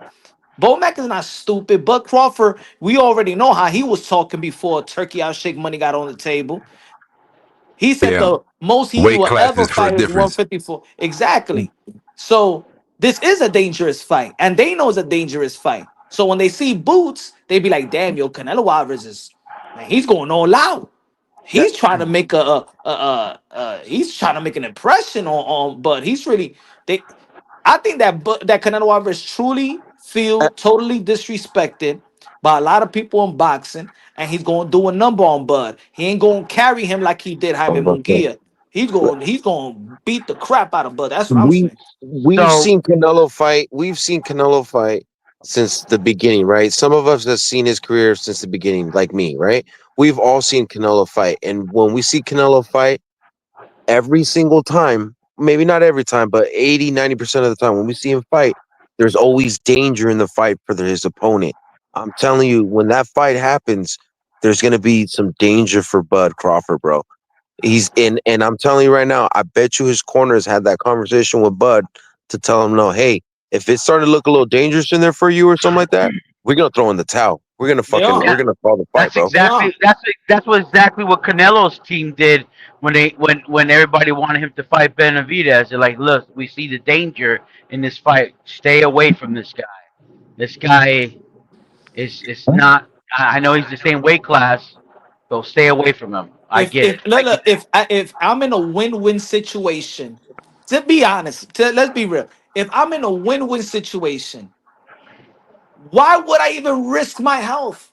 Because even if I lose or even if my team throws in the towel, I'm still getting props. Yep. Yeah. And that's their plan. That's their plan, bro. If They I plan. was Bo Mac, as soon as you land a punch that's too hard and I see you doing the dance, I'm throwing the towel. We out of Yeah. here. And then Take a knee. Take a Bud knee. gonna act like, what you doing? What you And, doing? and to and I to don't be even want real, to the get guy that said Canelo duck Benavidez, I'll tell you this, brother, and this is plain and simple. This is plain and simple because look at the build up to the fight and look at all the experts. If Canelo was fighting Benavidez right now, it would not be 50-50. It would be like 70-80 Canelo and 20% Benavidez. But since it's Bud and he's greater and he's a special fighter, it kind of seems like most of those African American analysts, because let's be real, most American fighters are not white. They're African American. Let's be real. So when you ask them when they're saying American, you're talking about Roy Jones. We're talking about Tim Bradley. We're talking about those fighters. We're not talking about fucking Caleb Plant or McCombie. We're not talking about those fighters. We're talking about black American fighters. So when they're talking to Americans, they're talking to African Americans, not American white Americans. So to be fair, there's a sense of tribalism. Like if they interview Chavez or Barrero or Marquez, they all say the same shit. Too small, Canelo's gonna knock him out. If that's the African American guys, they all say the same thing. Bud's gonna outbox him. Bud, this is a, so that's fair. Okay, that's But the fair. difference, you know what the difference is? That So you you're could saying see, it's about height? you could see that even in their analysis, they It's wouldn't biased. say that Canelo's going to beat. But the thing is, if anybody could do it, it would be Bud. You know, Bud is all this. See, the things with the Mexicans, even the legend, they be real when it comes to Yeah, Canelo Alvarez. just straight Marquez up. is real to assess Canelo Alvarez. Chavez is real. Morales is real. They don't sugarcoat shit with Canelo Alvarez. Hmm. And what do they say? Punch. They say Canelo shouldn't be fighting him. Canelo should be fighting Benavidez. He's too small. Canelo's gonna beat his ass. Canelo's gonna knock him out. Like they all said that. They all say that. They don't be like, oh well, Bud. Da-da-da." They're like, no, weight classes matter for a reason. It's all about respect. But if you go to the other side, oh well, he's special and he's moving up 2 divisions and he can do it. Like, nah, bro. It's like on, Nah. let's say for example, Andre Ward. He's so great in how he's speaking and his analysis. Break the fucking fight down like a real G. Yeah. Break Break it that shit down. down. And this is why I like First Take and ESPN, because when you're on that Stephen A show and you say some stupid shit, he'll come on the next day and he'll make a whole show about that shit, about you talking shit. And most of these analysts that come out like Tarver or Roy Jones and all them, oh, Bud, da, da, da. But when he gets smoked, where are they at? Oh, well, he was too big, and then nothing happens. They don't get called out and they can keep going on with their opinion. But That's this what I has don't like about happened that shit. before. Leonard has done it. Durant has done it. So it's not like they're going. Bro, There's some Bud people that ain't on believe that it. level, bro. Bud is What are not you on that level. saying? Let's break down his career, bro. He beat up an old fucking off the door Sean Porter. He looked like shit against Masvidal. He beat up fucking Errol Spence. All right, cool. That's his biggest win. Let's keep going, bro. He beat up a Kell Brook that already got smoked. He beat up an Amir Khan that is ass. Those are his last 5 fights in 5 years. Canelo's fought in 12 fights in 5 years. Get the fuck out of here. All those fighters I just named are washed. And if you're gonna tell me they're not, then fucking eat a dick and you don't know boxing, bro. Because like I said, Porter was on his way out. Hey, check And out this thumbnail. Berlanga was Yo, Berlanga was check out awesome. this thing what Bernie the Berlanga Boxer was said. Bernie the great. Boxer says He But Jermell listen Charlo though, might 17 end the up on the knockouts with size, canvas, the bombs. but size Canelo can matters. still But The it win. size doesn't matter now. matters. The But size matters. The his size matters. The size IQ was matters. not Remember there. that. The He size wasn't matters. even a Yo, okay, champion. so you're gonna His tell me that IQ IQ is gonna wasn't knock out there. that IQ? Bud is gonna be Yes. able to fucking drop Berlanga Yes. with that IQ? Yes. Shut the fuck up. IQ. Shut the fuck IQ. up. Get the fuck out of Triple here. G bust his ass. IQ bust his ass with Triple G. Hey, He calm should have down with lost your that mic because your fight. mic's cutting off. Calm Come down, on, fat man. boy. Step Stop it. your voice away from the mic, fatty. Yo, It keeps back cutting off. off. Nobody's fat here, bro. Calm down, bro. You can't even see me. Relax. Talk about eat a dick, motherfucker. You eat up. You suck on nuts, bro. Your fucking line keeps cutting off because you keep putting your fat voice to the phone. Chill out, My fatty. nigga, I ain't Relax. fat. Yo, relax, bro. And I ain't your Relax. nigga. I ain't your nigga. I ain't your Relax. nigga. Relax, nigga. Pogs all day. Relax. I Bitch ain't your ass nigga. I ain't motherfucker. your nigga, faggot. I ain't your nigga, faggot. Shut the Hey, fuck up. ho. You relax, bro. Shut your Relax, ass up. I bro. ain't your nigga. I ain't Yo, your nigga, relax. faggot. Damn, Don't call me your nigga. Bernie starting wars Fucking here. Huh? relax, bro. Relax.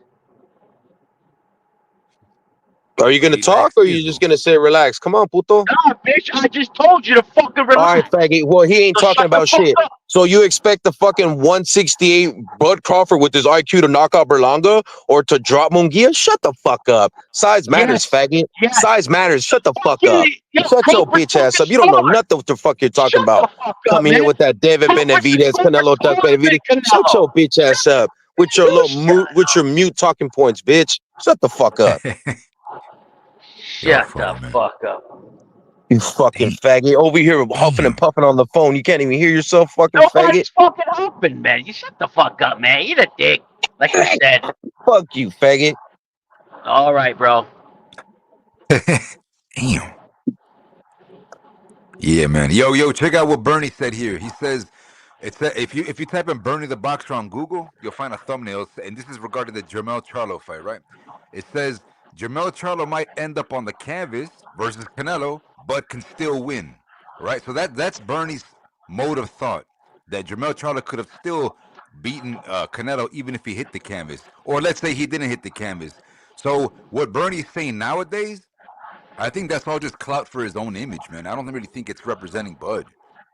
I think Bernie the Boxer is kind of a clown, man, in my And you see opinion. all the videos he posts up too? Most of his videos are nonsense. Go to his fucking page and look at it. Exactly. So he's doing that for his own benefit, for his own fame, right? Probably most would too, right? Take advantage of that exposure, because that's doing more of a disservice to Bud Crawford. It just doesn't make Crawford look good, in my opinion, or Team I mean, Crawford look good. he's the only one talking from Team Crawford. Everybody else is Yeah. just doing their thing.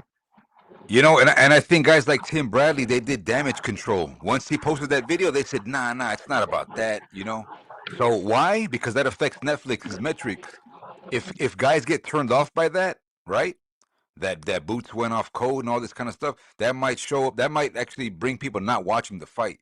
So I think Tim Bradley and others, they got to come back in and save the fight when it comes to tribal theory. Could be wrong. Hey, Quapo, where's those dudes that were from yesterday, bro? I wanted to get with those dudes. They're Which talking hella guys? shit.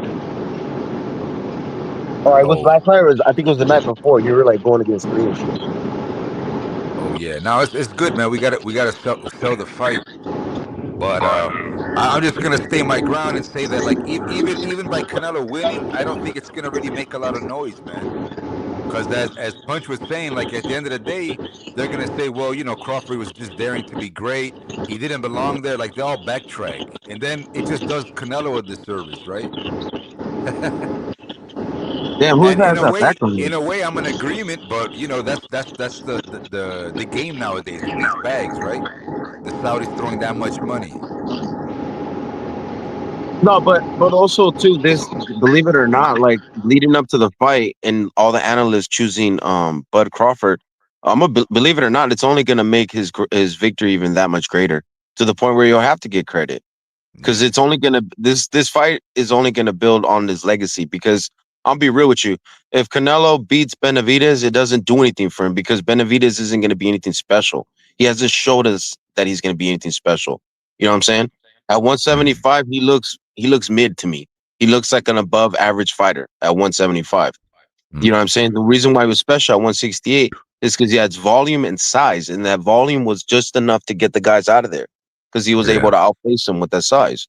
But now Right. that You know, he's I would say Benavidez, though, he's in his own lane right now, because Benavidez is going upward to like cruiser, possibly even heavyweight. So I think people even mentioning still Canelo versus Benavidez. If anything, that'll be like a catch weight somewhere between 168, 175.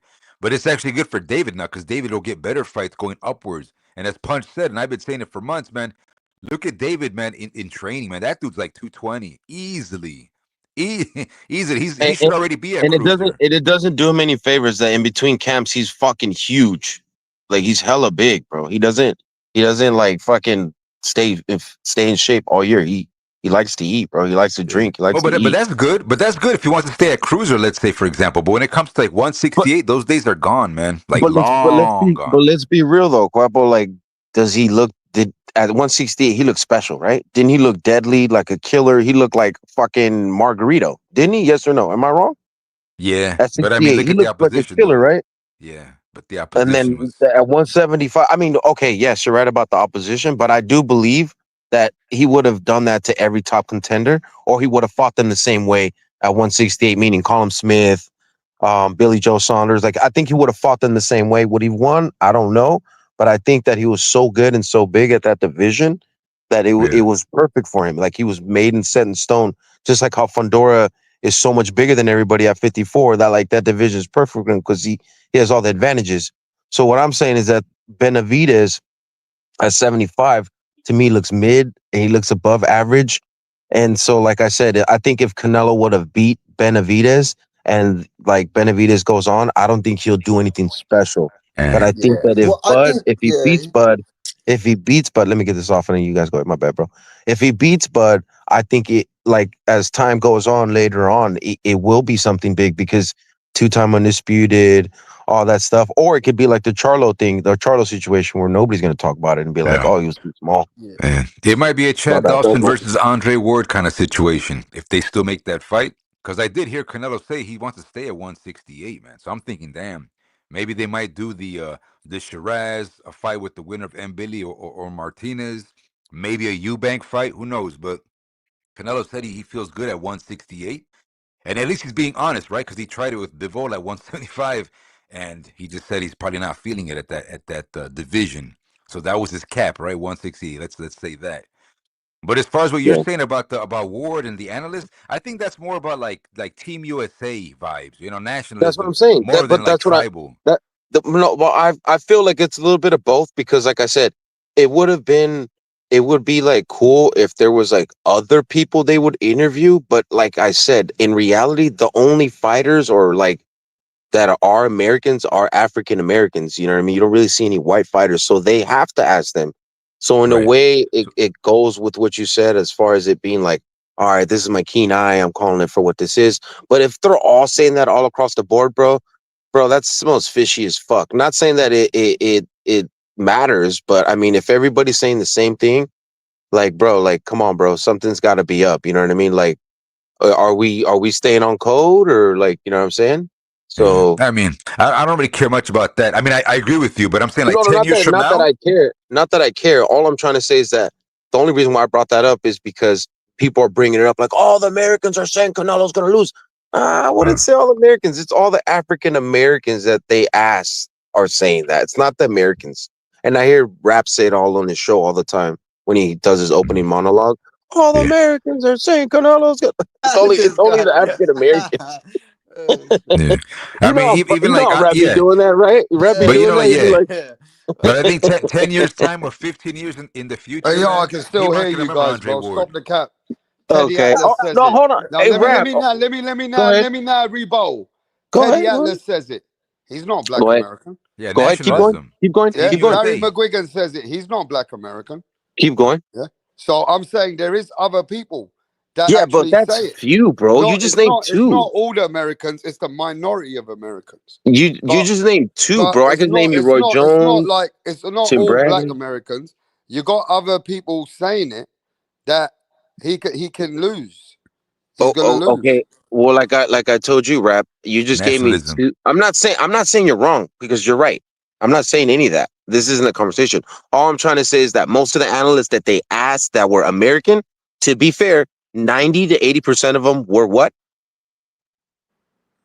So if they're all speaking the same language, bro, to me it's like, hey, bro, are we on code for this? Because if you talk to the Latinos, they all say the same thing. Canelo knockout, easy fight, too small. All of them. Barrera, Chavez, Tio's everybody not says the saying same that though, shit. bro. Yes, they Yeah, Bro, do. yeah, You want me to that's show it to true. you? That's Tio's true. not Want me to saying show it that. to you? Oh man, Want, Tio want went me to off. show you First of Chavez all, said that? Want me to show you Marquez said that? No, Do I you want me to said show you Tio. Barrera? you know Tio what? hasn't. Oh, Tio's bro, a Tio's bitch. not No, even you like, can't say that. bro, come He on, was bro. talking shit before the camp, and then after he got kicked out, Canelo Bro, he camp, he got was kicked out. You know why he got kicked out, Rap? Mm. Because he did that press conference, was like, come on, Oscar, I'm gonna get you going. Oh, They really? told him, nah, bro, we're good. We're good off that. Mm. He was with Canelo team, but after the interview, they kicked him because of that shit. But anyways, my bad, Rap. I Because wasn't he's talking shit. I was just two-faced. saying. Because he's two-faced. But I ain't Cheers. gonna lie though, I like how Rap be like opening up a show and be like the Americans, because it gets me pumped. I'm like, fuck this, what the Hey, I fuck? mean, Rick So Glazer, good bro. shit, Did man. you hear that? No, but I'm Rick not gonna lie, Glacier is not a black that shit guy. gets me pumped, bro. Yeah, but Rick Glacier is not a black guy. So many other Americans also have Hey, got isn't body. his wife black? She sounded black. I don't know. Oh, okay, but like I said to you, Rap, you basically just gave me a And we couple of got names. black I can give people you going for Canelo. 15, 30 of We them, got bro. black Americans going for Canelo, bro. Nah, Yeah, I just feel like the disrespect's it's at an not even. all-time high, bro. It's like Okay, that's what's that different, dude you isn't were it? If you arguing think with? that Canelo's getting disrespected by boxing and the bettings and people, that's different. He's getting Bro, disrespected he's by the getting people giving disrespected, analysts. That's bro. what I'm saying. That's what I'm talking about. Yeah, I'm that's what not I'm just saying. It's talking more. about the tape. It's Team It's USA. disrespectful. It's Yeah, Team thank USA. you. So Now, they're thank hyped. They're you. hyped up. They're hyped up. Thank you. That's what And I'm I trying don't to know say, why, Rap. bro. Why are they gonna hyped up? Like, bro, but Canelo's gonna drop Bud. That No, I power's know gonna he is, shake the fucking TV. bro. It's gonna turn my Bro, he's Modelo to a Bud Light. he's Like gonna this beat shit. the fuck out of this guy, bro. It's gonna be so easy, bro. I swear to And God, I'm not saying it's gonna be so look, I'm easy. not saying Bud, and I'm agreeing with you, but I'm not saying Bud is a tomato can. But No, of Canelo's course not. gonna make him look like a Bud Light can, bro. Yeah, Like he's gonna make him look like easy, bro. bro. Yeah, it's gonna look like Charlo, bro. I feel like it's gonna be the Charlo fight And, again. and you know what, too? When he gets hit, like this is what I this is what I like about Canelo's style. When you're on defense, you're still getting hit. Like he's still hitting your arms, your shoulders. He's still That's hitting true. you That's there. true. So you're And still getting hit while you're on defense, even if that's your the face thing and body's too. not getting hit. That he And got the that's going to shoulder. be detrimental to Bud because he's smaller. Yeah, Watch. and he don't take. That's what I'm saying. What he's gonna do? Like, look what he did to Callum Smith, bro. Straight up And, on the and, arms, and, just and beating and what his makes arms. me But laugh too is Callum that was like, just oh, he's blocking gonna him. hit him with the punches he doesn't see coming, where it's gonna hurt him, bro. I'm telling you, that shit is gonna be like pillows to the kid, bro. Yeah, man. That's what I'm Pillows. saying. He's gonna I eat was them just punches. watching. He's gonna eat those punches, bro, and he's gonna walk Bud down, and that's gonna be the real danger I zone was for Bud. yeah, bro. I was I don't I rewatching don't that care what Charlo people fight. say that I'm not being objective, that I'm not objective, that I'm too like biased, but bro, that's the way I see the fight. I don't care what y'all think. That's my opinion. I think he's Yeah. just gonna walk him down. He's Yeah, gonna bro. smash his body, his arms, shoulders. Bud's gonna be like, damn, what the fuck did I get into? Bud's gonna move around, move around. Canelo's gonna smash his shit all night. And if he don't knock him out, Bud's a good fighter. He's a special fighter, and he survived all 12 rounds. Yeah. Good Hey, luck. this is Here's this your is Beast, paycheck. right? Is this Beast? Yeah. Yeah, of Yeah. course. What up, Beast? So check it out. Like, So look at the basically, thumbnail. what the message I'm getting from you guys today is Canelo's skills and everything is very underrated going into the fight. Well, Big time. everybody's making it seem like that. Yeah. I They're just mean, the making other it day seem we like had a lot of Crawford fans, bro, yeah, and but they this were dude, yeah, ready like for look, smoke. Beast was just So arguing many with that Crawford dude. fans that Al Kerpo ran away, bro. Oh Fucking man, hell. if I was here, bro, I would have been smoke. I would have been hitting them back, It bro. was Like that. smoke It season was the other day, what was bro. that dude you were talking about? Because I was talking to that dude you were talking to, Beast, and I was arguing with him the same shit, the same logic. Because he thinks Crawford's gonna be Canelo, and it's the same Like, logic you were and you arguing know about, what? Beast. Look, you know what? They can have their opinions. I respect it because I have my own. But I'm just saying, bro. I've seen boxing for so long, and I've seen Canelo fights. I'm telling you, bro, he's gonna fuck this dude Hey, up, but bro. yeah, hey, check it out. But look at the He's gonna thumbnail though. fuck him up. Isn't Boots a metaphor for Crawford's stable? I mean, Yeah, Steve Nelson and Lester Martinez. What kind of stuff can they do to help out yeah, Crawford to mimic I Canelo? know. Who It's the just fuck day and is? night. Yeah, yeah. exactly. And, What and, is Shakur and gonna you know do? what? And you know what's so funny too? Bud still looks the same. He doesn't look any bigger to me.